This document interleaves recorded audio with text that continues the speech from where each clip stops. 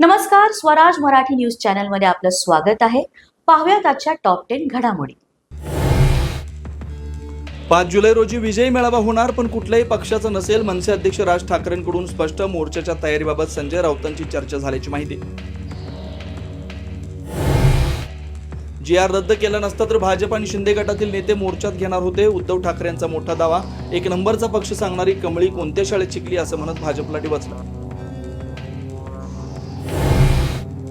मराठी शक्ती एकत्र येऊ नये म्हणून सरकारने GR रद्द केला. उद्धव ठाकरे यांचा आरोप. तर ठाकरे बंधूंनी एकत्र क्रिकेट खेळावं, टेनिस खेळ खेळावा. मुख्यमंत्री फडणवीसांचं खोचक उत्तर. हिंदीबाबतचा निर्णय रेशीम बागेत झाला. काँग्रेस प्रदेशाध्यक्ष हर्षवर्धन सपकाळांचा आरोप. दोन्ही उपमुख्यमंत्र्यांना निर्णयाची माहिती नव्हती, तर दादा भुसेंच्या खांद्यावर बंदूक ठेवून निर्णय घेतल्याचा दावा.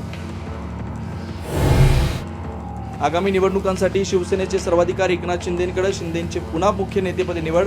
तर एकनाथ शिंदेने आता शिवसेना पक्षप्रमुख पद स्वीकारावं, पदाधिकाऱ्यांचा आग्रह. शिंदेंच्या शिवसेनेकडून उद्धव ठाकरेंच्या आव्हानाची खिल्ली. विधानभवन परिसरामध्ये कमॉन किल्मीचे फलक हातात घेऊन सत्ताधाऱ्यांचं आंदोलन.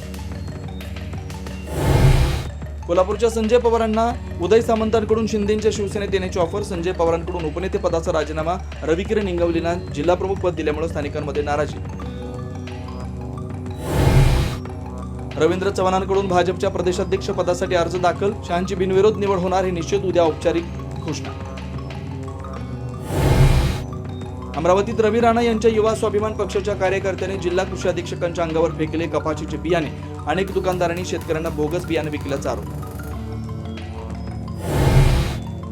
दुबईमध्ये एअर टॅक्सीचा प्रयोग यशस्वी. 2026 मध्ये भारतातही चाचणी होण्याची शक्यता. शहरांतर्गत हवाई सेवेच्या दिशेने मोठं पाऊल. आजच स्वराज मराठी न्यूज चॅनलला लाईक करा, शेअर करा आणि सबस्क्राईब करा.